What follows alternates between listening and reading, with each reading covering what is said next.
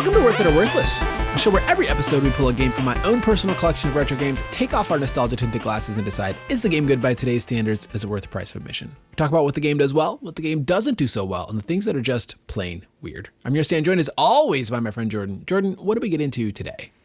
Today we played Castlevania 3 for the Nintendo Entertainment System. Castlevania 3 is the story of Dracula's honest attempts to reform his old ways and contribute to society by leading an undead industrial revolution. Unfortunately, the local townspeople weren't quite ready for locomotives, spinning jennies, and cotton gins, so these closed-minded fools hired a mighty Belmont called Trevor to put another round of nails in Dracula's coffin. Okay. There's lots to think about here. Yeah. The Belmonts were outcasts. Yeah, okay. Dracula, I don't think he was bringing technology. I think he was just bringing evil. But, okay, we get to this game. This is our third Castlevania game. Yeah, Castlevania 3. Very much takes place in, like, the Middle Ages. Kind of like 1476, you think? Ish? I don't know. Okay. But why are there so many levels with like big spinning gears and like moving mechanical pieces? This is like hundreds of years before that should exist. Well, have you seen the Castlevania show? Have you gotten around to it? No. You were slightly more open-minded to it after we covered the Castlevania games. Yeah, no, I remember talking about like, I want to watch the Castlevania TV show. Yeah. Well, I think Do they talk about why there's big spinning gears everywhere? Well, his castle like moves. I think he's a super advanced scientist kind of minded thing. That's which is part of I think why. See, they could have just let him bring society forward several hundred years and benefited from it. But I think the story went is like he fell in love with somebody, and then she was like embracing his technology that was like spinning gears and medicine. Wait, you're thinking of the plot of Napoleon Dynamite, the B plot with Kip and LaFonda. Yeah, no, but everybody turns against Dracula because they think he's evil. So he's just like, fine, and then they think they kill his wife, and then I think that's why the revenge begins in the show. Oh, this is the TV show. Okay. TV show, yeah. You don't get any of that in the video game. You get Dracula's back again. Why? We don't know. He's just back. No. And what do you mean no? He's not back. This is a prequel. This is a prequel? What? How is this a prequel? We're going to jump on the fun facts a little early. Supposedly this takes place 215 years before the original Castlevania. Okay. So it's in the far past. Okay.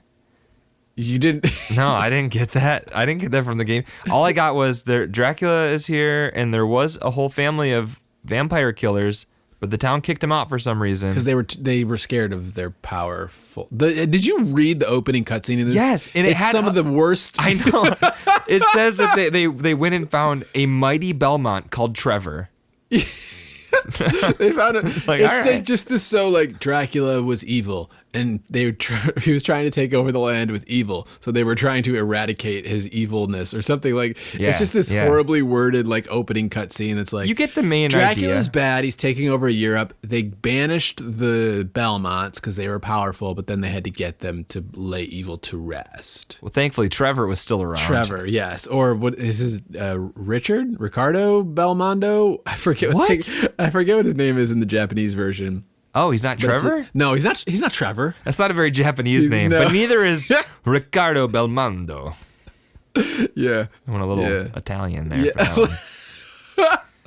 Anyway, it's yeah. There's also some more like some weird English translations in this game. Yeah. My favorite was who did you finish the game with? Who were your characters who finished the game? Alucard. Okay, so I finished with what's her name? It's a girl. Sypha.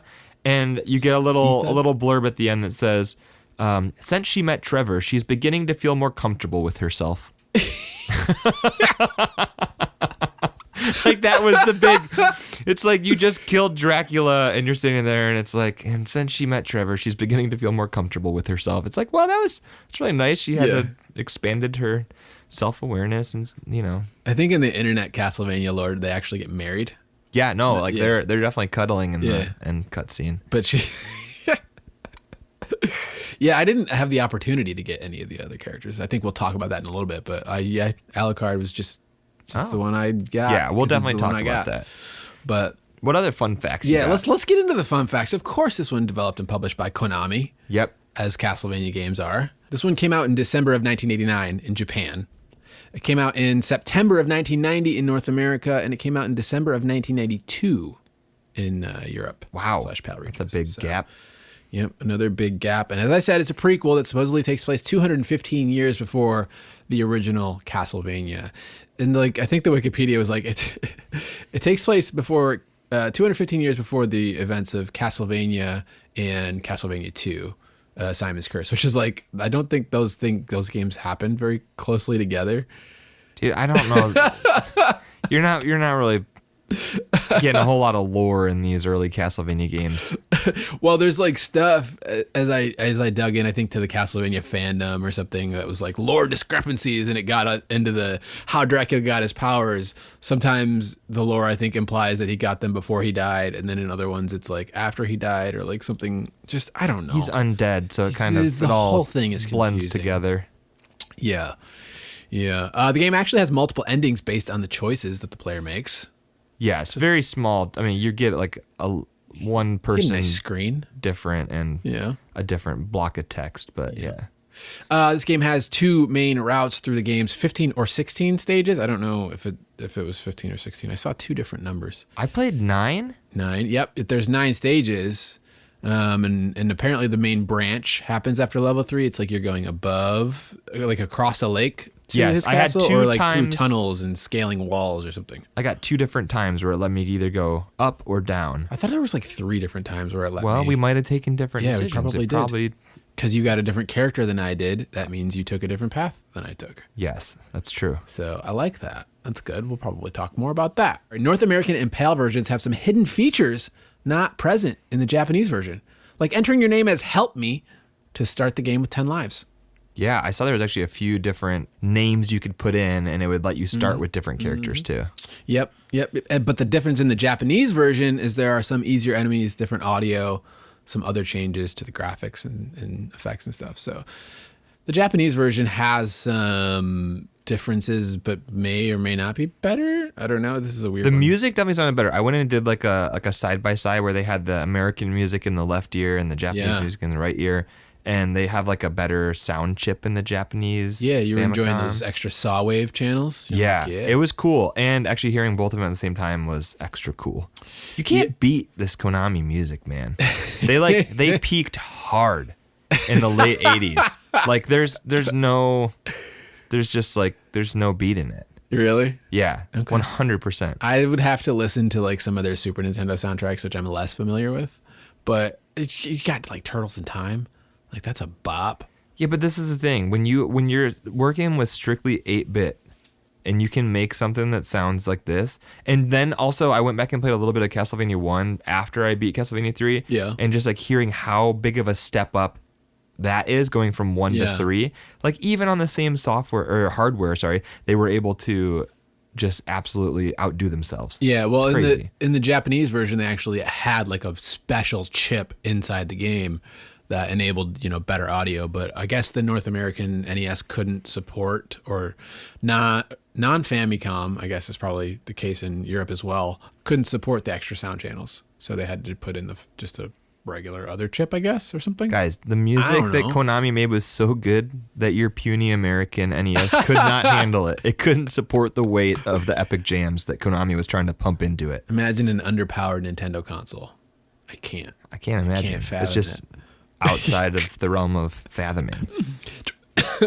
You're right. All right. At some point, Jordan, Nintendo Power listed this as the 9th best NES game.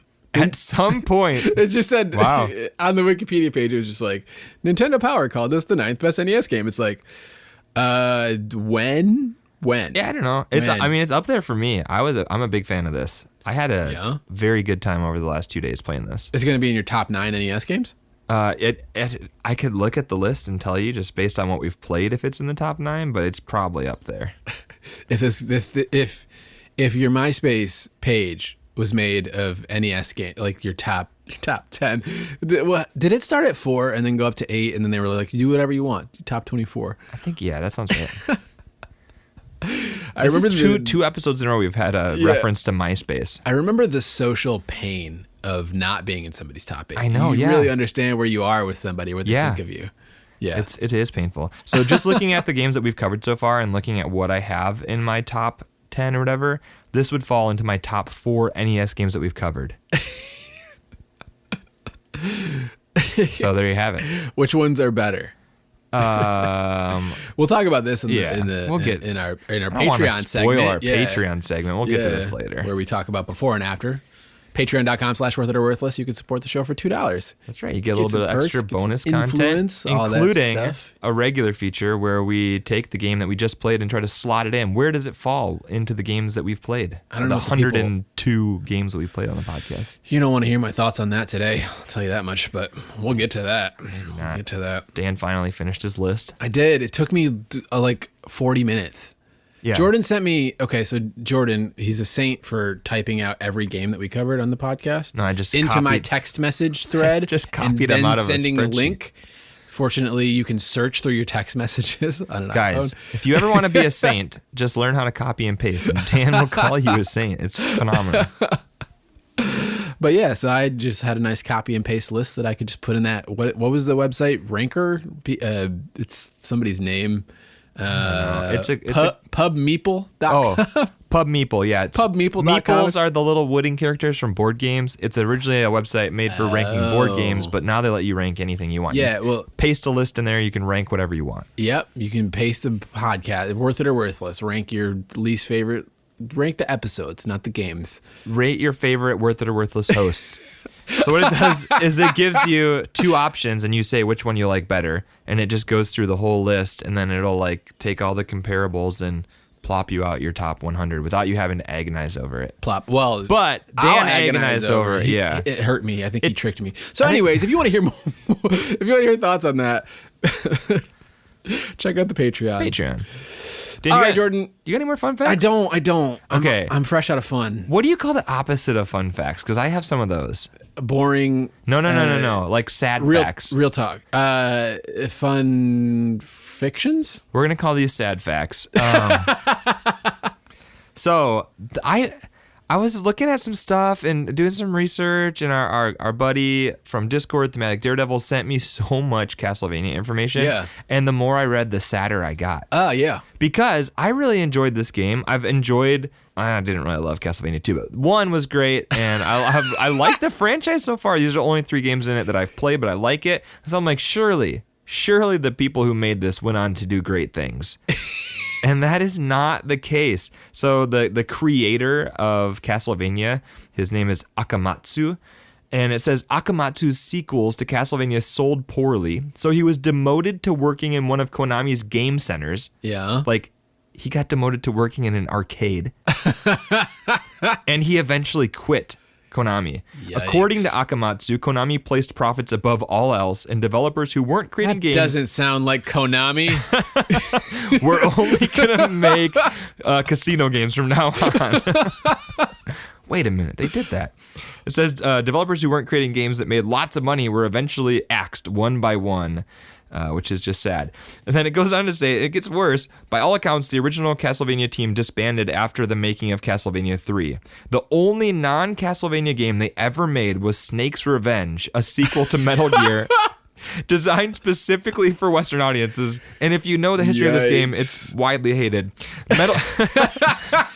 Metal Gear creator Hideo Kojima wasn't even told the game was in production. Yeah. And when he found out, he decided to make Metal Gear 2. He decided to make his own sequel for the MSX computer in retaliation. Gosh. Snake's Revenge is now considered non-canonical, and Kojima has bashed it as a crap little game.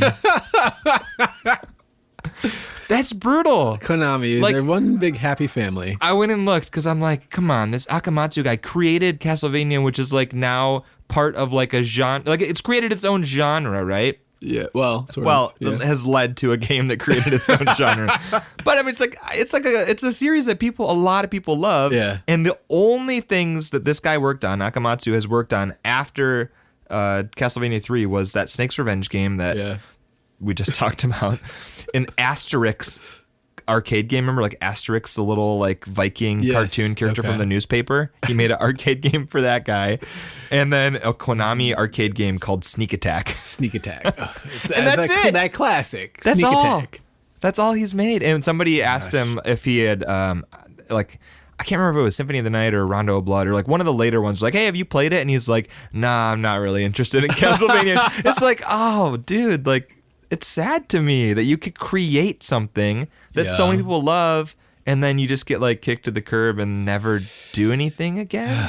Man, it's crazy. Yeah. It kind of like made me a little bit sad. So I'm sorry if that made you sad. That's sad. We'll try to bring some laughs in, but there's some sad facts. Are you ready to move on to what the game did well? Yeah, let's do it. Jordan, the first thing that I have on my list is kind of a broad point, but I think you'll understand what I mean. It's back to basics for Castlevania. Yes.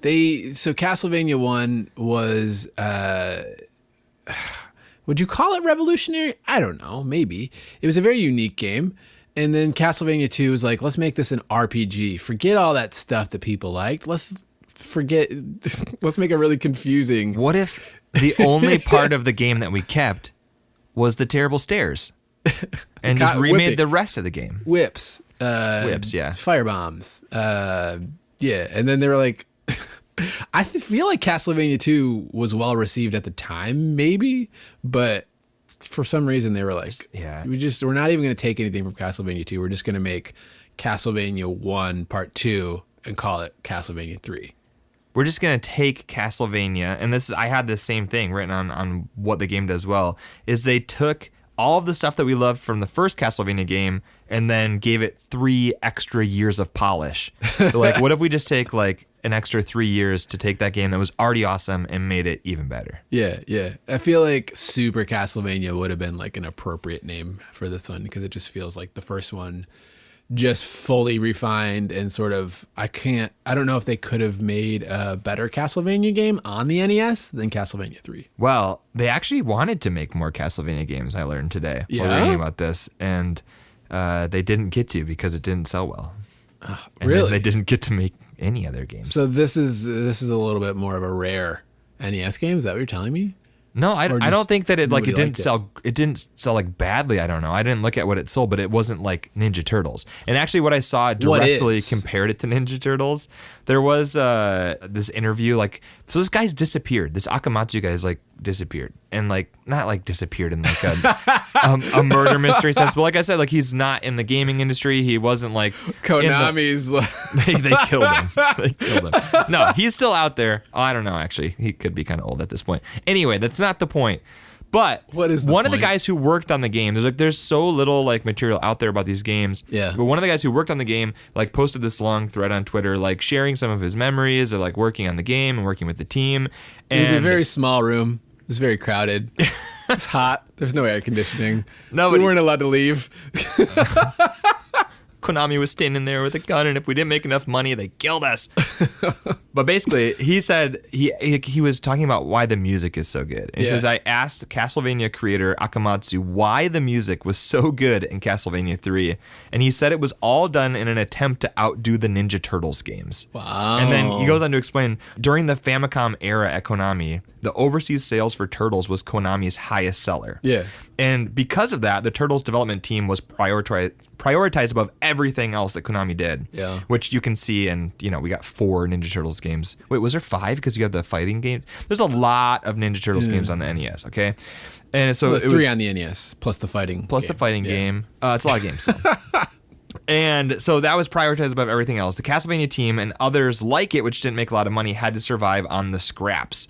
There was a possibility for further Castlevania sequels on the Famicom, but it got pushed out by the popularity of Ninja Turtles. Okay. So Ninja Turtles killed Castlevania. I love Teenage Mutant Ninja Turtles, but I feel like that's not even fair to like... Now, I don't know if that's true or if that's just the sentiment from the people who were like in the shadow of the Ninja Turtles people. But if you're using that as your motivation to make an awesome game, that's not a bad idea, especially from a music standpoint, because we have been outspoken in how much we love the music in those Nintendo NES Ninja Turtles games. And if they were seeing that as a challenge to create better music, well, I think we all were the beneficiaries of that decision. Yeah, I don't know. I don't like the idea of a giant license that was bigger than most things at the time. Yeah. Being like, we don't need to make any more of this other franchise because we have this license that's like doing really well for us. And granted, I think Konami probably made a lot of good licensed games. Maybe that was just their bread and butter. And Castlevania just kind of, I mean, I don't know. Now I want to think about like how we got Symphony of the Night, because if it was like, I think it actually was, maybe they didn't care so much about Castlevania, so that's how they got to do kind of something totally different with Symphony of the Night. It could be a little bit wrong, but I feel like that's not. So Castlevania 3 sold 850,000 units. That's probably not a ton by comparison of like high selling games on the NES. That's the lowest out of the top 10 Castlevania selling games. Okay. What are the top 10s? You want to know the top 10? Number 1. Oh, wait. Sorry. That was the best one. That was the best one? Oh, the best? That was a top-selling Castlevania game. Bloodline sold 40,000. Yikes. Castlevania Lords of Shadows. I've never even heard of that. Oh. This What list are is you made even so on? badly. I don't even want to tell you because the list is made so badly. Number 1 is the worst selling game, and number 2 is the best selling game. What? Castlevania Lords of Shadow. Where are you? Dude, I'm on thegamer.com. Okay. Yeah. Castlevania Lords of Shadow sold Why aren't you on a 1.7. I just Googled it, man. You should have just got on Wikipedia. They would have What given is you a this nice list? table. What is this list? Dude, It's a ranker list by PubMed or whatever. Meeple. PubMed. No, okay. So the first one sold 1.5 million. Okay. So there you go. All right. So this list is not in So order it at all. sold Symphony like- of the Night sold 1.2 million. Okay. What a travesty. Yeah. What a travesty. So it's not like the worst, but 850,000 when you had sold 1.5 million. It's not like a huge letdown, but it's kind like of a almost letdown. half. But Castlevania 2 is not even on this list, so maybe that did really bad. So maybe it was just 2 games in a row Really? that didn't. It's not even on this list, but this list is Are you completely sure? nonsensical. So Yeah. yeah, Yikes. Castlevania's 2. I can't imagine the second one selling poorly based on the success of the first one.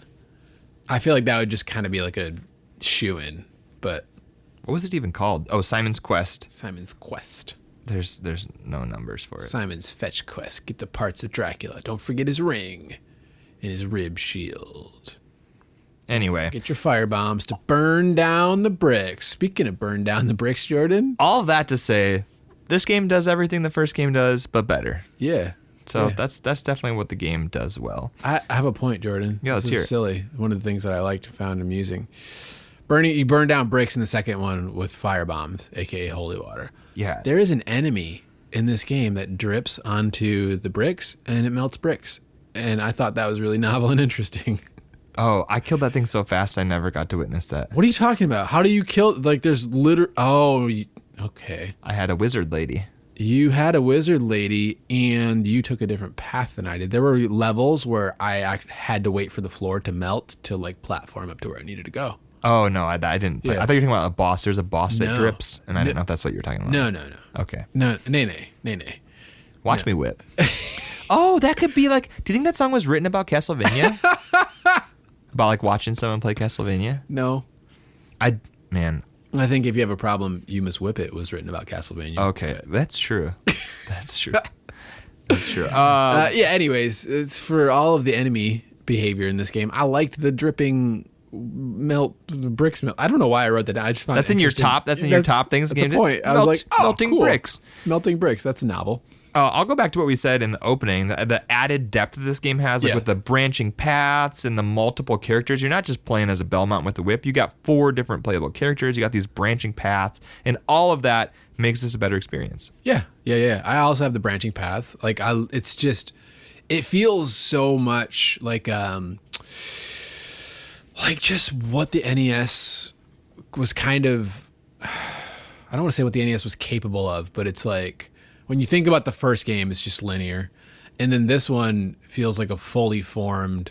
I mean, the second one is a big, interesting idea, but this one is like a cohesive experience. Yeah. That you can go back for more several times. Yes. To just explore those different characters and the branching paths. And it's like the graphics are different and better, the multiple endings, the fact that you and I experience different stuff. Alucard can turn into a bat and fly. Okay, I was going to ask you, what is his gimmick? Yeah, he can turn into a bat and fly. He can't attack on stairs. Stairs are his mortal enemy. Well, it's hard to attack with anybody on stairs. Except for Simon Belmondo, Trevor Richter, Ricardo. So I got 3 characters. Obviously, the one you start with, Trevor. Yeah. And then the first dude I unlocked was Grant Dynasty. The acrobat. Dynasty? No, it's okay. They call him the acrobat. Online I called him an acrobat, but in the game, he talked about being a pirate. Yeah, he can climb on walls. He can climb up walls. In the air. And he can climb, you can climb up a wall and then climb along the ceiling. Yeah. You can climb on anything, and you can break levels with him. Really? You can just skip whole things because you're like, I don't need to go the right way. I can just climb up this wall. Which was nice. Yeah. And then nice. I got to the next level, and I unlocked Sypha, and she's like a wizard lady. And I thought, oh, cool, I'm going to have 3 people now. And so I clicked add her to the party or whatever, and then Grant was like, bye, guys. Thanks for letting me hang out with you. And then I felt sad that I left Grant behind. Or what was his name? Yeah, Grant. And it's like, okay, so you can only have 2. But I'm glad that I went with the wizard lady because she basically just like single-handedly won the game for me against every boss. They all seem great. Yeah. To be honest. I mean, I didn't like attacking with Alucard very much. He has kind of not the best range or not good power on his attack. And his upgraded like weapon is like 1 ball of energy, then 2 balls of energy, then 3 balls of energy. 3 whole balls of energy? 3 whole balls of energy, and they're not that strong. Now, Dan, this might blow your mind. But Alucard, spelled backwards, is Dracula. What? How did you... Yep. That'll blow your mind, huh? Sad facts. And apparently he's Dracula's son? Well, he's... Supposedly? Well, in an original, I think, game publication of sorts, he was the Count's brother. He was Count Alucard, and he was Dracula's brother. What? I think in some original coverage, yeah. And then they switched him to be the son? Apparently, I don't know. From 1943's vampire movie that I can't remember, they took the name Alucard. Oh. So that wasn't like a creation that they made. They did not figure that out. His like pseudonym, I don't know if this is in the Japanese game or if this is like in the version you played, but he's listed as Alucard, Adrian F. Tepes. I think it's Tepesh. Tepesh? Tepesh. T-E-P-E-S? Where you get an S from? Is like Budapest? Sure, why not? I don't know. Anyway. Yeah, I think he said Dracula Tepesh. I think that's what he says. Okay. I gotta go listen to that book again. Branching paths and characters, Jordan. Yes, and the big thing with having the different characters was they also made it so you can't just beat every boss by spamming holy water. You have to find out like different strategies and figure out which character works best. And I would frequently switch between the 2 characters and figure out who was going to work best against a boss. And yeah, I really enjoyed having the different options, different characters. And one thing that's really cool is you could I leveled up my Trevor. That just sounds so wrong to call him Trevor. I leveled up Trevor so he could throw 3 holy waters, and then I would switch over to the lady wizard and level her up. And so they had different abilities, and yeah, it was great. I really enjoyed it. There were a couple of bosses early on that I couldn't spam holy water, but managed to spam holy water for a good number of the other ones. Like, it definitely helped for some, but it doesn't stun lock. They made it harder. It doesn't stun lock bosses anymore. It does. Who? I killed death pretty quickly with it. Okay. Which was kind of an awful fight until you figure out where you can stun lock the holy water. See, most of the bosses didn't stun lock, and I with having like the wizard lady, and I was shooting bubbles out, which I went online and saw like there's all these cool spells that I didn't get, but I just was shooting bubbles at everybody. Bubbles were doing the job. Yeah, the stun locking isn't as broken in this one. They can, I think they can kind of escape. They're not just like stuck till you can kill them for the most part, but you can definitely do massive amounts of damage at a time with the holy waters. So the fire bombs.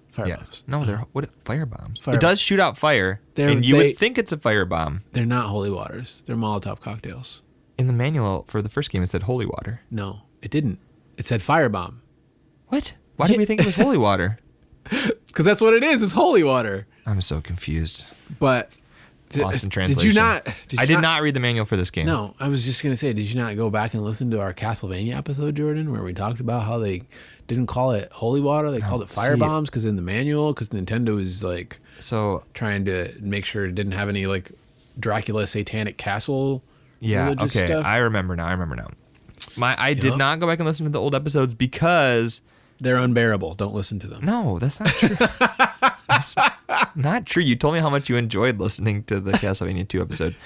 I have been on a quest to finish the audiobook Wheel of Time series. Simon's Quest. And those books are ridiculously long. The last one was 42 hours. Yikes. So I did it.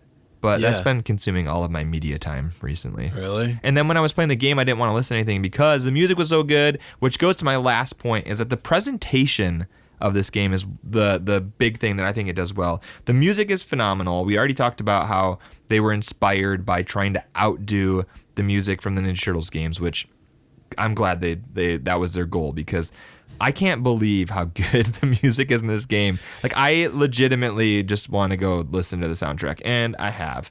And not just the music, though, but going into the whole presentation, the graphics.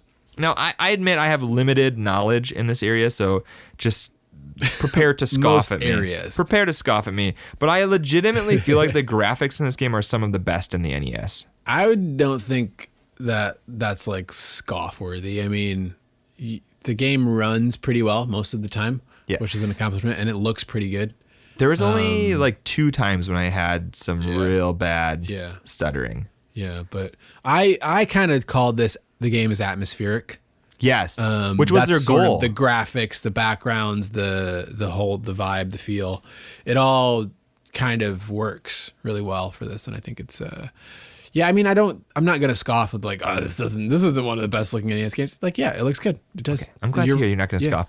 But talking about it being cinematic, when I was reading that short like Twitter thread, when the guy was talking about his interactions with the creator of Castlevania, and he said that was a very concerted decision by the team, and the director, the creator himself, he said that every single decision went through the lens of, is it cinematic? We want the music and the framing of each screen and the graphics and everything to have a super cinematic feel. And that was like the lens that they saw the game through. And so that was a very concerted decision, not just something that happened accidentally. And I thought that was really cool. Yeah, it's interesting, like the branching paths or whatever, the idea that the game is like, oh, these levels you're going over a lake, and these levels you're like going through a forest and like scaling a wall.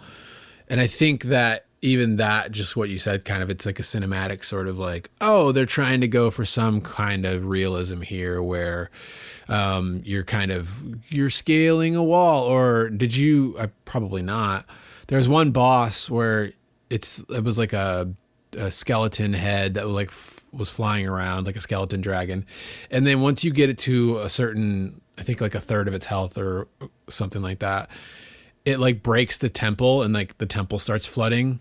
Oh no, and then that sounds awesome though. You're going through a section where the water is slowly rising, and you kind of have to go quickly. I did go through a couple different sections where the screen was slowly moving up or slowly moving down, and you had to stay ahead of it, but I don't think I did that one. Yeah.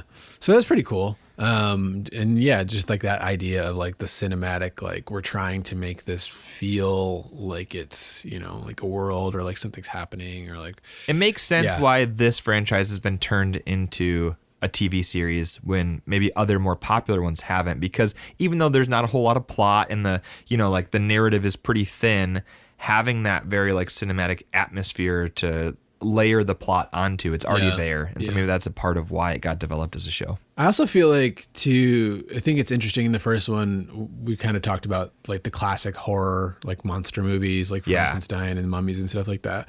I feel like the bosses in this one weren't as like, oh, classic horror, I got them. Silliness, but I got mummies, I got Frankenstein, I got a Grim Reaper. Well, Grim Reaper, that's death. But I feel like mine was like a little bit less of just like those classic horror and a little bit more original, I think. But I got a little Hydra, like a weird like amalgamation of 5 faces that were like spitting blood out. I don't know. It was weird. From which movie which classic horror franchise is that?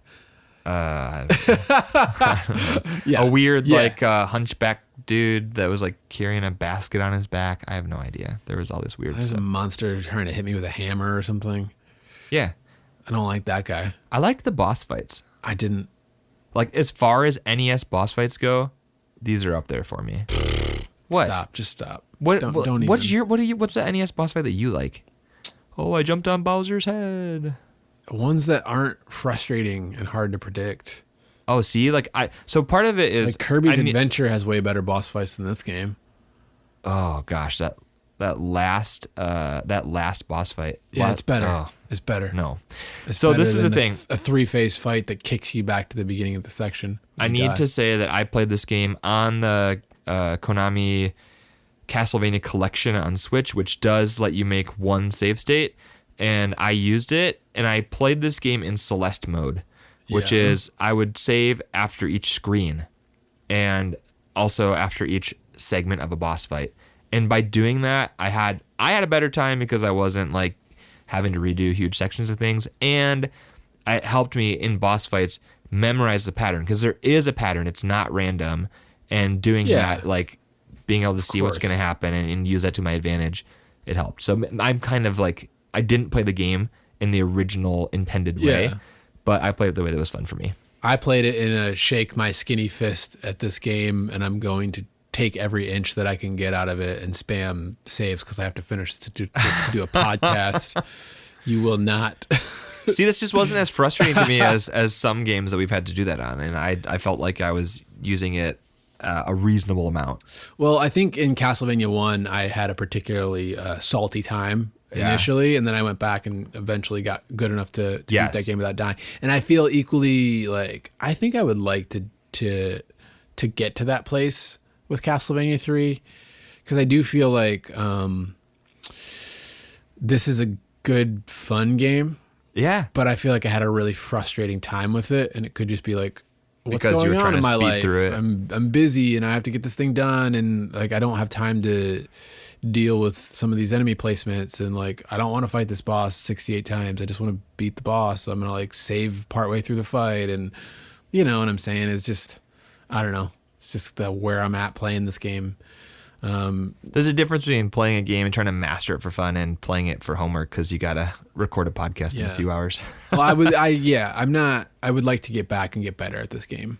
Dan wants to get good. What's new? I do want to get good, because sometimes that's a real struggle. Sometimes when we're not playing beat 'em ups, it's a real struggle. That's all I have, Jordan. That's it for me too, for what it does well. I think we can move on to what the game didn't do so well. All right. All right, Dan. I talked about in the last segment how I really liked the graphics in this game, and I was impressed with what they were able to do with the 8-bit NES. But I feel like some of the stuff they did, it was so complicated and so much texture and so many different like foreground, midground, background things going on that I often had difficulty trying to differentiate between the platforms and the background. Oh, you didn't like the stairs that were the same color as the background? Yeah, or like, surely that pillar is a thing I can jump onto. Nope, that was just something in the background, and now I'm falling into a hole. Gotcha. And that's where like having the save state on each screen, not a big deal. If you're trying to play this game for the first time and you're trying to like make your way through it like the real way and not using save states, you're gonna find the hard way what is and isn't a platform. Yeah, for sure. There were moments where I would like test the water a little bit to see like, can I do that? Can I not do that? And there were moments where I'm like, what am I supposed to do? It took me a second. Oh, there's some stairs here that aren't like, they look like they just blend right in. And on the one hand, like, oh, cool, it's cinematic. The stairs kind of look like they're overgrown like the background. But at the same time, this is a game and I need to know where I need to go. I did learn one trick that helped a little bit. So when you hit the select button, it would switch between your two characters. Yeah. And a lot of times the NES has a limited palette that it can use. It would use your character's sprite color as the platform color for anything that was going to move. Like, so some of the stuff didn't move until you got near it, and then it would start moving. And if you saw something that was, if you were being Trevor and you saw a tan part of the ground, you knew that was going to be a thing. If you switched to your other person, like she was light blue, so then those would become light blue. Yeah. And so that was like a little bit of a trick that I didn't ever actually use, but like that was really interesting. I was in the middle of fighting one of the bosses that had moving platforms. I think it was the last boss. And when I switched between them, I noticed the platforms were changing from tan to light blue, and I was like, "Oh, that's interesting that they had to skin. They only had that one sprite color to work with, or whatever." I think the last boss was named Bruno. So we don't talk about Bruno. We're gonna have to talk about Bruno. Yes, that's interesting. I kind of. This doesn't really piggyback on that, but my first point is the stairs. Yeah. Again, yeah. Well, like we talk about all the things that they had the 3 years to polish and make better, and they did that for so many things, but then there's just a few things that were so frustrating that didn't get changed that should have, and that's for me too. The stairs were one of them. Yeah. It's just Castlevania stairs. Just like, got knocked in that pit and I'm down. Now I'm dead. Now, if they just made it the exact opposite, like instead of having to hold up to go upstairs, I don't know, like maybe, I don't know, there had to be a better way to do it. I can't like think of a way off the top of my head. And maybe there wasn't, but the fact that you just walk over stairs and boom, you dropped into a hole because you weren't pressing down when you got to the stairs, like, I don't know. Yeah. I don't know. Maybe make it the opposite, or you only fall down if you're pressing down. Yeah, I feel like it's not as much of a problem in this one as I think it was in the first one. We might just be getting used to it. Well, no, I think there was, again, we took different paths. So yeah. I feel like the stairs were less of a problem, but it was still like, oh, cool, Castlevania stairs, which make fighting this enemy awkward. Or here comes the flying, whatever, harpy or something. Oh, the Medusa head things? Well, the Medusa heads were one, and there were like there was like this green enemy that floated with the shield or something. And then I don't know what the dragon. And it comes at you on the stairs, and you're trying to attack it. Yeah. And you're trying to, the skulls that shoot fireballs, and you're trying to whip those, and then it's just like. You're talking about the clock tower sequence heading up to Dracula at the end of the game. Pretty much, yeah. It was bad. I did like, there was one of those sequences where you're going up the stairs, and the screen is rising with you. Yeah. And they helped you out by placing platforms in there so you could platform and jump up a lot of it and avoid the stairs, which I at that point was appreciative of, because you'd be trying to move fast and you'd be going upstairs when you didn't want to, and you wouldn't be going upstairs when you needed to. So yeah, the stairs are bad. Yeah. Yep. Also in that same, like, things that should have been changed that didn't get changed is also, why are hearts still ammunition? Like, we went from the first game. We talked about this. I know, hearts are ammunition in the first game. Then they become money in the second game, and now they're back to being ammunition. It's like, I had to remember how this series worked, because I'm like, oh, okay, I'm getting health, and then I died. I'm like, why am I dying? I'm picking up all these hearts. I'm like, oh, because hearts are sub-weapon ammunition for some reason. No, they are confidence and essence to attack those enemies with boldness and heart. And then in the second game, they are experience points, they are currency, and they are ammo. Yeah. But like, the weirdest thing is, I didn't find a single wall chicken in this game. Did really? You? Did you? I found a lot of wall chicken. Okay, so you must have known what to look for. So I was looking everywhere because I needed it. Never once got health in this game. Really? Yeah. You gotta get good. You gotta just whip all the random walls. But I don't want. That's the same thing. We talked about this with Super Metroid too. Like, I don't want to just go around shooting random walls. I don't want to go around hitting random walls. Like, give me a little crack. Give me the Zelda treatment. I know, like, you can miss it if you're not paying attention, but let me actually have some sort of indication to know what I'm supposed to be hit. And so I went back and played Castlevania 1, the first level, just like as a quick refresher. Yeah. And very quickly found the wall chicken. So I don't know what it was in that game that it was intuitive, in this game it wasn't. That I played a whole 4 or 5 hour game and never once found a health. I don't know. Speaking of Castlevania 1, I liked the little nod.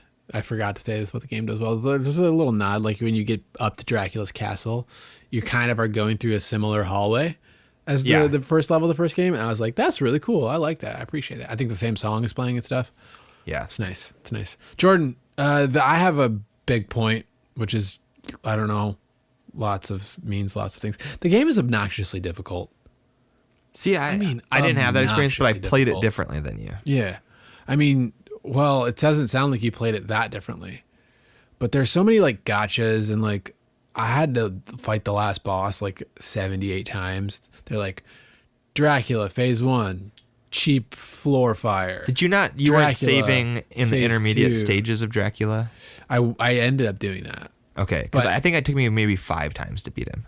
Really? But I also had this spell that, like, was OP for The bubbles, man. Just chucking bubbles at Dracula. That'll do it. You never knew that his weakness was bubbles. You always thought it was a wooden stake through the heart. I was trevoring Bubbles. I trevored my way through the See, I don't know. Once I got the wizard lady, she was kind of my go-to. I don't know, man. But like the gotchas are back that we kind of talked about. Climbing the clock tower, there's stuff coming at you while you're on the stairs and you're trying to like whip these things that are shooting fireballs, and there's plenty of gotcha pits, and then Medusa heads when you're going through a platform area that if you jump the platforms flip. Yeah. Like did you experience any of those? They were like thin. Yeah. Okay. Yeah. I reading that interview again with the creator, he said that his philosophy on game difficulty was that if he can beat it, then that's good.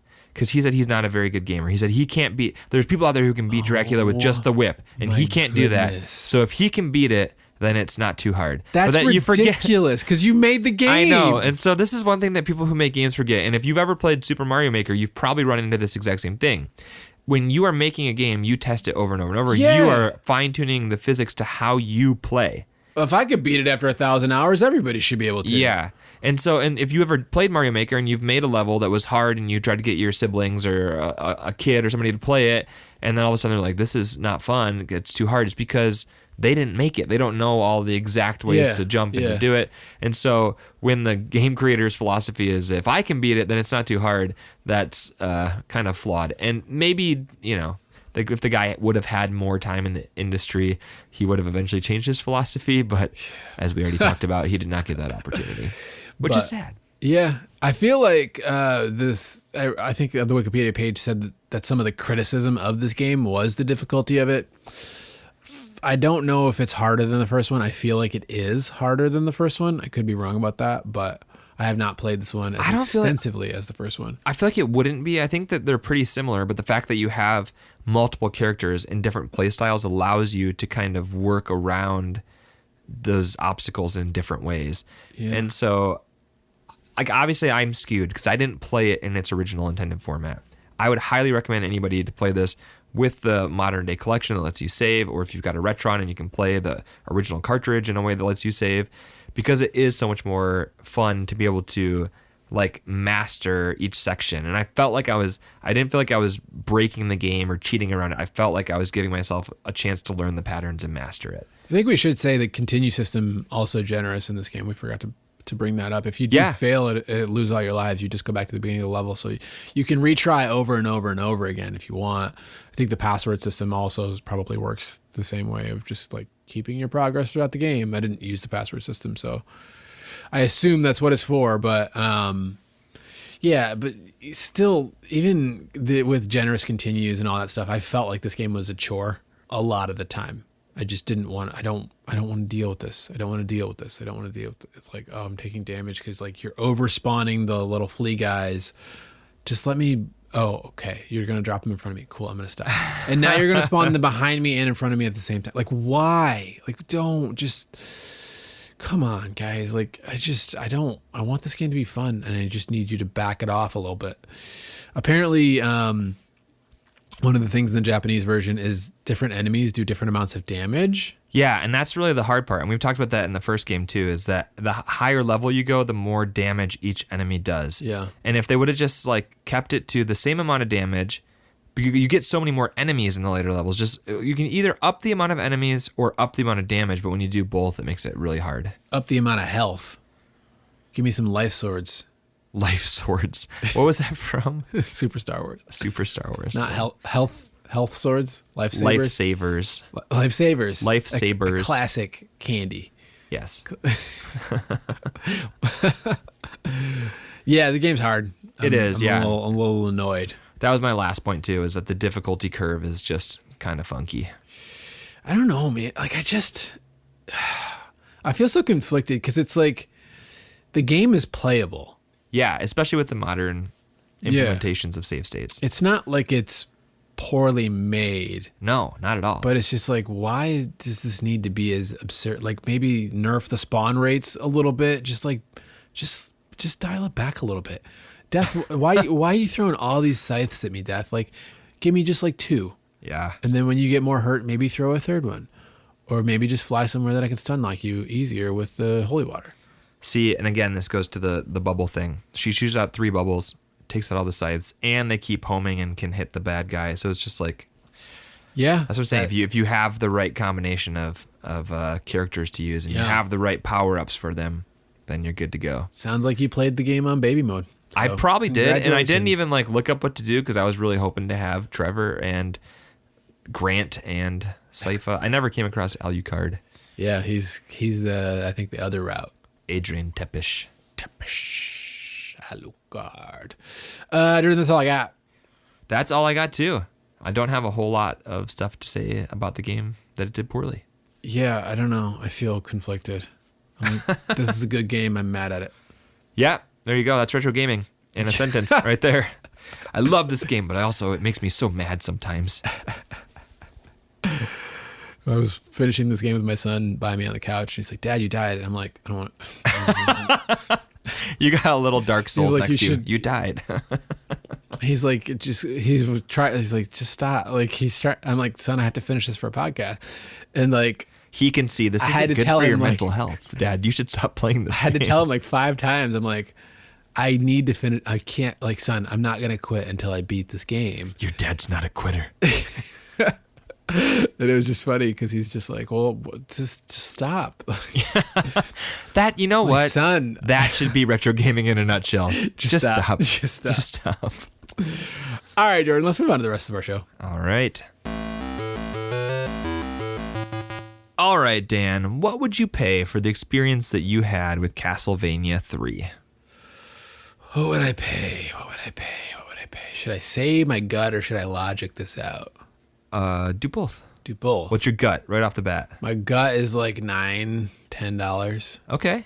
But I feel like if I played this game more, that number would probably go up as I reduce some of the friction of getting through this game. Yeah. I feel like there's a lot of potential to like really enjoy this experience, but I would have to fight through that in the same way that, like, people are like, Dark Souls is great. Like, you gotta work for that to enjoy Dark Souls. And so I feel like in a Dark Souls-esque way, I could see me probably getting anywhere from 20 to 30 on this once I mastered the experience. Wow. So yeah, it would probably double to triple in value to me if I invested that time to get good. Yeah. Okay. What about you?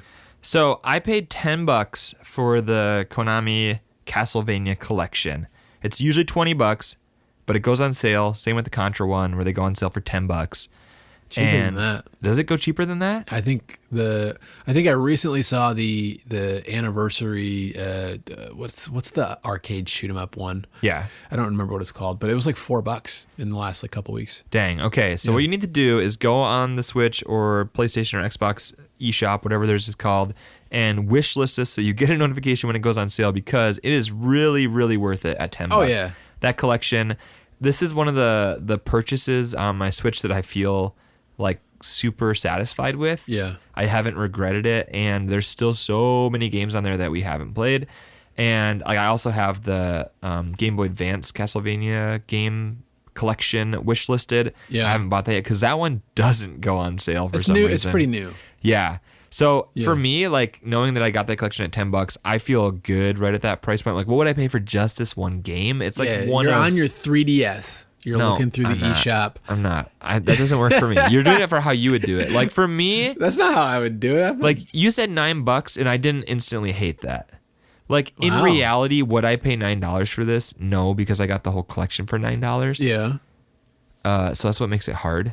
Yeah. But I think this is probably one of the best games on that collection. Yeah. So I'm gonna say like $7. $7. It's not bad for you. Well, I guess this doesn't really make any sense, but I'm like, if there was like an individual Castlevania 3 re-release where they kind of dressed it up and gave you sort of special remastered stuff where it's like there's no slowdown, you can speed up the thing like Digital Eclipse does with their collections, and here's like some developer interviews, like a documentary, and like if they gave you like a super deluxe I love how you're tailoring Castlevania 3. this fantasy to what you would want. I truly don't care about any of that stuff. I got the Cowabunga collection, and like, and you've regretted it since you got it. No, you told me that you were like, I don't know if this was worth it because I got the super expensive version. Yeah. Whatever. We're not talking about that. But my point was, shout out to Shredder's Revenge, waiting for that to ship. My point was, wait, you don't have that game yet? No, not physically. Oh, you bought it twice.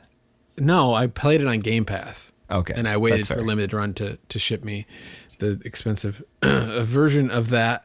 I've lost my train of thought, Jordan. It'll be here in 2030. Both the train of thought and Shredder's Revenge. Thank you. All that to say, if they made a collection with all of those bells and whistles, what would I pay for it? No, but I was back in my point quickly about the Cowabunga collection. Put it in the system. Immediately, just looked through the special features. Didn't play games. I was like, what is it? What museum? What are these concept arts? What are these? I'm like, yeah. I'm sure it's all on YouTube. I like that stuff. I like it. I like it a lot. I guarantee you it's all on YouTube though. Digital Eclipse does a phenomenal job with like nerdy, like cool editions of games. Anyways. Yes. You want to know what would sell me on a special edition game? Of Castlevania 3 or like something like Snow Brothers where they remake it. Any game. Put beautiful graphics. Any game. Burritos. No, just make it cheaper. Just make it cheaper and then I'm sold. No, that's not always true. How about Bubble Bobble 4 Friends for $20? It's on my wish list. It frequently goes on sale for 50% off, which is $20. And I'm not even remotely interested. It's like what when it gets down to like $4.99. It's Bubble Bobble. Like what are you guys doing? But no, not before that. Yeah, I mean, yeah. Anyways, you're saying 9 to 10, maybe up to 30. Up to 20. We'll call it 27. Okay. 9 to 27. And I said 7. Dan, what do you think a loose copy of Dracula's Curse? That's what this is called? Yeah. Castlevania 3, Dracula's Curse. Satan Castle. Okay. What do you think it's going for? And North American NES? Yes. Loose. I think this one's getting up there in price. I think I'm not sure if it's come down recently at all, but last I think I looked, we were somewhere in like the $40 range, so I think it's like $35 to $40. Currently right around $45. Yeah. It looks like early this year it peaked around $50. Yeah. Do you want to take a guess at what it's going for complete? Complete? This is probably one of those games that people who had it when they were kids, I think, kind of obsessed with it now, maybe. I'm gonna say $180 for a complete copy. Right around $150. Okay. Yeah. Okay. PAL version loose coming in at $96. There's that PAL tax. But Dan, if you want a complete copy of the PAL version, it's only $303. Oh gosh, what? Yeah, that's rough. So, some serious PAL tax. It's double the price, more than double the price over there in the PAL region. So, again, your best bet is to just buy that Konami Castlevania collection when it goes on sale for $5 to $10. $4. Yeah. Yeah, seriously. I mean, I don't love these anniversary collections that Konami has put out because they don't have a couple of the features that Digital Eclipse puts in their games. Oh my gosh, you get the games, you get the Japanese games. What else do you want? You get the game, and it's got save state. They just feel the save state. That's a problem. Like I want more than save state. Okay, it works. I've beaten 3 games. I want now. Rewind. I wish. No. Rewind is too much. It's too much. It makes you not actually have to master the segment that you're working on. Yeah, it's a little bit too much. I'm glad it's not there because I would have used it and abused it. I even was trying. I was like, what's the combination to press on here to get the rewind? And I'm glad that it wasn't there. Yeah, some people don't like to take the slowdown out of their retro games, but that's one thing Digital Eclipse does is lets you use turbo computer so that you just never experience slowdown. Which, shout out to the Cowabunga collection where you can remove the slowdown. Yeah, in all those old turtle games, which is great. You just got to pay like $300 to get it. No, you don't. How much did you pay for that For collection? the special edition? Yeah. We don't talk about Bruno. So it wasn't 300. Gosh, I couldn't have stomached. I don't know. I wouldn't have done that at 300. Yeah. Look at my fine layered Yeah, you plastic got a Ninja Turtles. 4 pieces of acrylic layered in front of each Acrylic, other thank you. with Yep. turtles painted. There's a on turtle them. logo. You've got Leonardo. Let's just describe it. Let's get some retro It's gaming gonna look ASMR. It's gonna look real good in about a month when it's coated in dust, and you have to try to dust in between 4 very closely. Well, they come oriented off easily. panels. Okay. It's So it's already a been about a month that's been full-time All job right. cleaning this little diorama on your desk that blocks Stop. 5% of your computer monitor. I needed somewhere to put it. Don't worry about it. We're not ready to put it anywhere yet. All right. You guys know how I would tell you that this room is like Stop. Don't 95% covered in turtles, and now we might be fully covered with this new stuff from the Go home. Cowabunga collection. Jordan, we have trivia. We got a little bit of trivia. I don't have like multiple choice for you, but these are more little like trivia factoids. So we won't put this Okay. against your official record if you don't Okay. get it. But Dan, do you know why the Belmonts are all hunchbacks? Because of the NES. Now, I don't know if this was a real answer or if this was just him goofing around, because it said that he laughed after saying it. But the creator of the game said that they all have hunchbacks because they're always in position ready to whip an enemy, Oh, all right. which, Okay. I don't know, it's kind of weird. Okay. Speaking of the whip, Dan, why did the Belmonts use whips? Instead of something more practical like a Gun. crossbow. Yes, crossbow. Well, that weapon was legendary, vampire killer. So that was it. It was magic. It was a magic whip. But I think that this is the game that like made a whip like a vampire killing thing. I don't think there's any like other media that uses a whip in vampire slaying. No, because the Belmonts are only exclusive to Castlevania. Like, what are you talking about? Oh yeah. So I'm saying, but why did the Belmonts use a whip? Because they have a special whip. It's called Vampire Killer. Yeah, but Jordan, that's the story of Castlevania. I got that, but why did the developers choose to make them use a whip? Is what I'm That trying is to ask the you. lore. The Lord did not. Oh gosh. They said, we're going to make a vampire hunter. He uses a whip. All right. That's it. If you're afraid to have a wrong answer, you don't have to be silly. But I'll tell you, Dan. It's because the creators they recently had watched They Indiana had recently killed a vampire with a whip. All right, let's just move on. They recently watched Indiana Jones, for that's part of it, and all of the members of the development team were big fans of American Westerns. So there you go. Yeah. Lots of whips in American Westerns. Yeah, that was like a thing. Was it? Like the bullwhip, yeah. Yeah. I don't know why. I don't know anything about Westerns. You taught me about Clint Eastwood. I don't even know if I could name a single movie. John Wayne, John Wayne's Teeth, What? Smoke Signals, all my favorite Westerns. Spaghetti Westerns? Spagooter Westerns. Yeah. Anyway, not real trip. I'm We a filthy blew casual. through most of my trivia, so I Yeah. just threw a couple off the dome to you. Got good. Man, Got lots good. of good stuff. Yeah. I like this game. I like this franchise a lot. Yeah? Yeah. You like this you like the trivia game or Castlevania 3, Dracula's Revenge, Dracula's Curse. Dracula's Curse? What Dracula's- is Dracula's Curse? Apparently to Ever say? have nobody want to be part of his industrial revolution. This 1400s Industrial Revolution. So many big gears. Yeah. So Jordan, we got a new segment. We're testing this out. All right. Here's a little curveball for you. We're calling this the voice of a generation. Oh, I heard about this. All right. Heard about this, guys.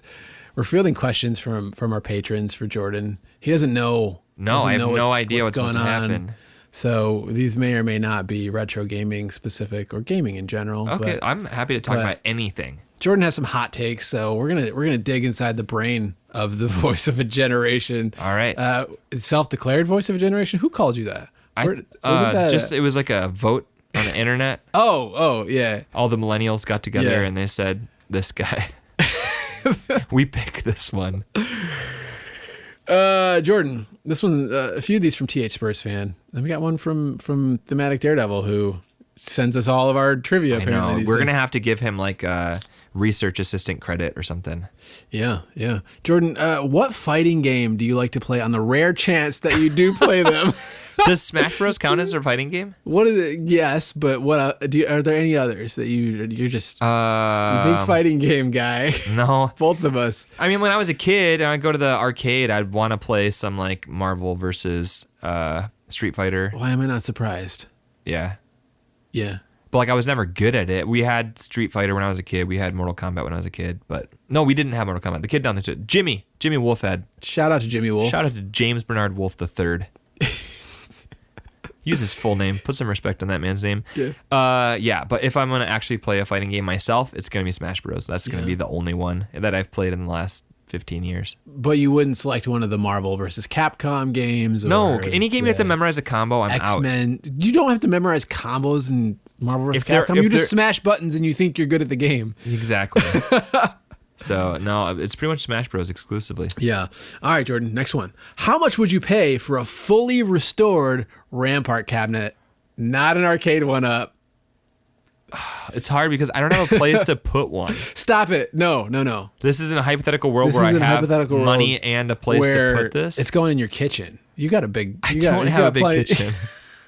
We don't have You're getting rid of the refrigerator. You're putting in a Rampart cabinet. You can't do that because then I'm gonna because my wife wouldn't appreciate that. But like if I had space, or here I'll put one in the youth group that I work with. We meet in a barn. Yeah, I could put a Rampart cabinet in the barn because it would be okay. That's a great game to have in a youth center.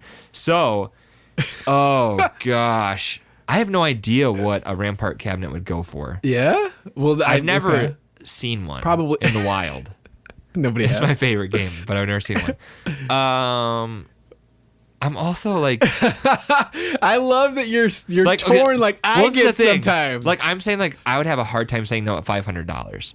Wow. Which I know is not a lot, but it's also me saying that. Yeah. No, that's a lot for you. Yeah. $500 for a Rampart for the barn. Wow. I already got a spot picked out in my head for where it would go. Let's make this happen. If you guys have a lead on a $500 Rampart cabinet in the Southeast Michigan area and you can get it to a barn I know of, let me know.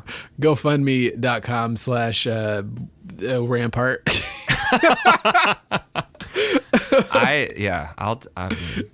Let's make it happen, people.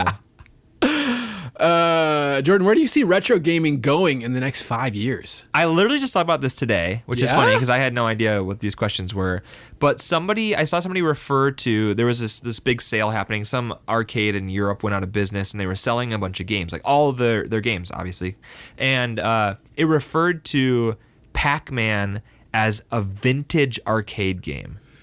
And I think that we're getting to the point where like those 70s, some 80s games are starting to be vintage, not retro. And it's probably not far off until the games that we love and grew up with are going to fall into that vintage category where the coming generations, Gen Z and the generation after it, aren't going to really care about NES and Super Nintendo games. Yeah. And so it's going to become more and more a niche thing. And maybe the characters live on, like Super Mario movie and like that, and Sonic movie and that kind of stuff. Jack Black? But the games themselves are probably going to be relegated into that vintage world, which once something is called vintage, like retro is cool and fun. Vintage is sad and kind of depressing. Do you think it might go the way of like records? Where it sees, in 20 years, like it tanks in the next, See, this is the 20 thing with years, records, though. 30 years from now, it kind of... Records... First of all, they're fun to collect and like look at and easy to produce. Like, so if you're going to like put out an album today, you can make a record. It's not like you're going to, okay, I'm putting out a game on the PS5. Let me go print this on a NES cartridge. It's not really the same use case. Also, you have the fact that record audio quality. Now, I am not an audiophile. Give me a low bitrate MP3. I'm happy I'm fine with that. But the people who know what they're talking about supposedly say that records sound better. So you have something that A, you can still make, and B, sounds better. So I don't think that retro video games they fit that. I think that, people are still going to be making modern games with that like that retro aesthetic. But I think that the more good modern retro aesthetic games we get, it kind of diminishes like, well, why do I want to go play this 8-bit or 16-bit game from the early 90s when somebody's making an 8 or 16-bit game today that hits all of that nostalgia vibe for me, but is also still fun to play and has like quality of life features. And it's going to become more of a pain to play retro games. Well, the modern stuff is more like synthetic nostalgia. It more touches like. And you know, us Americans, we don't do anything synthetic. We only eat organic. If my video games aren't organic, I send it back. There you go. I know that probably hurts most of you to hear me say that. And I am not an expert by any means, so I could be completely wrong. I mean, you look at the homebrew scene, like there's still like more boutique companies out there making modern NES games that you can put in an NES and it'll work and stuff like that. Exactly. Like, and all Micro of those, Mages is a great example of that. But all of those are coming with the benefits of 30 years of additional, for sure. Institutional knowledge of how games should be made and how not to punish your user base. And so even those are going to like, but does that count as retro? Yeah, I mean, I don't know. Yes and no. I mean, it's on a retro system. I mean, he says next 5 years, so next 5 years, probably not a big change. Yeah, probably not. I'm wondering if the market kind of is what it is now. I don't know. Maybe we'll have to get another global pandemic to see prices skyrocket again. Gosh, yeah, I don't know how much the prices are really going to come down. No, I don't think they're coming down. Yeah. Because games are going to become, like, for every time somebody finds a box of games in their attic, you also have somebody who's tossing them in the dumpster. So they're just going to continue to be less and less good quality ones out there. So they're going to have to go up in price. But at least we're getting more cool collections. So that's nice. I'm all for the digital collections. Put them on there. Yeah. Do you know what Arcade just announced, Jordan? Stop, Dan. Do you know what you and the five other people who own one of these listen. The first official release of Ninja Baseball Batman. Arcade. Ninja Baseball Batman sold 50 cabinets in North America. Exactly. And now we're getting an official release. I would be shocked. I'm so pumped. Absolutely shocked if they sell more than 50 copies of it digitally. I'll be one of those 50. I know you will. But you're going to come play it. It's going to be great. Jordan, last question. This is from our friend Thematic Daredevil. Ever the I don't know. Rhode Island is neither a road nor an island. Yeah. Thoughts? Yeah, no, I honestly disappointed in our founding fathers for allowing that to happen. It's so small. There's no purpose for it to exist. It's not a road or an island. I agree.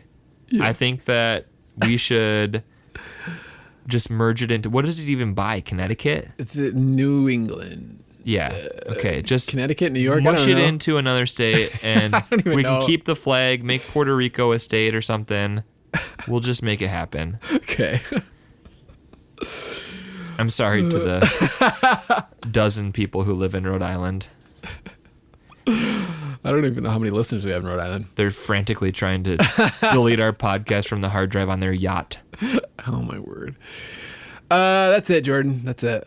We did it. Voice of a generation. There you go. Give yourself a round of applause. You survived. Let's see where this goes next month. There you go.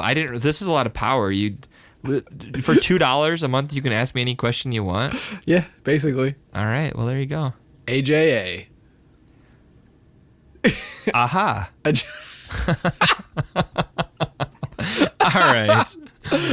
All right, moving on, Jordan. We're rolling out another new little segment to discuss in future episodes. We're going to be doing I don't know what this is called. As in my notes, it's called like a monthly quest of sorts. It's kind of like a bounty, but not really. We're going to start like posing a monthly topic to kind of discuss for the entire month on Discord. Oh, nice. And then the following month, we're going to be discussing it on the podcast. Okay. Some interesting responses, things of that nature, and we'll just see where it goes. Maybe it turns into something, maybe it doesn't. But next month, December's sort of question that we're looking at is, what is your dream game? And if you could make an officially licensed sequel to any retro game, what would it be? Oh, baby. I already know it. You already know it. We're gonna have Super Mario Brothers 4, guys. I can see it in his eyes. We're just gonna have a whole Discord Rampart 2. Yeah. All right, there you go. Jump on Discord. Snow Brothers 3. What's your dream game? And if you can make a sequel, officially licensed to any game, what would you pick? Yeah. We can have a chat on Discord, this. And then we'll do a little recap on the next episode. Yep. Jordan, do you have anything else before we move into our Patreon exclusive segments? I think that's gonna do it. Yeah. So for $2, you can hear where does this rank? Extended segments in general, but today we're gonna be talking about where we thought Castlevania 3 ranks amongst all the episodes. Give us some context, and then of course we're gonna be other comparable modern games. Yeah, what are some games that are out today that are more modern that you could get the same kind of vibe, or at least take some elements of this that do it well today in 2022 or around that time period? 2023 or 2024 or 2017. We were in a podcast in 2017. Oh no, I'm just saying like a game could have come out in 2017 that's like a real good Castlevania vibe. Perhaps. worthitoworthless.com/Patreon or patreon.com/worthitoworthless. All right, Jordan, do you have anything else before we crash this plane and call it a night? I think that's going to do it just from both of us as we head into the holiday season. Just a little PSA for all of you. If you didn't know, Christmas started on November 1st and it goes to January 2nd. So Merry Christmas to all of you. We've got Thanksgiving probably around the time this episode's coming out. So hope you guys all have a great holidays, whatever you're doing with your families over the next couple months. Well, it gets cold. Unless you're somewhere where it's warm, then we're jealous and enjoy it. One last question, Jordan. Are you excited to continue to explore the Castlevania franchise, or are you? Yes, I'm still excited. I don't know what comes next. I think Super Castlevania, maybe? Super Castlevania 4. It's not just a sequel, but it's a super sequel. Yeah, super sequel. I'm also really liking that we're working our way through this like chronologically, so I hope we continue to do that to the extent that we can. And I'm excited for more Castlevania. Yeah, I mean, I have not played much Castlevania 4, so I'm excited to have an excuse to play through that whole game. Yeah, because I seem to flake out on it. But. Did Super Castlevania 4 come out before the Genesis Bloodlines Castlevania game, or we'll have to check before? Nobody can say for sure. Nobody can say for sure. That information's not out there. I'm sure Wikipedia knows, but also I know that people really like that one too, right? Yeah. So we'll have to check and see which one comes next. All right, my friend. I think that's going to wrap it up for the show. We will see you in December. Yeah. For something. My birth month. Yay. Yeah. All right, everyone. See ya. Bye. Guys, thank you so much for listening. I hope you enjoyed the show. If you did, we'd greatly appreciate it if you left us a rating or review wherever you're listening, and if you shared the show with other retro gaming fans in your life. If you're looking for more retro gaming content, check out worthitoworthless.com, where you can find things like reviews, guides, game recommendations, and of course, all of our relevant links. I hope you have a great day. We'll see you in 2 weeks. Thanks.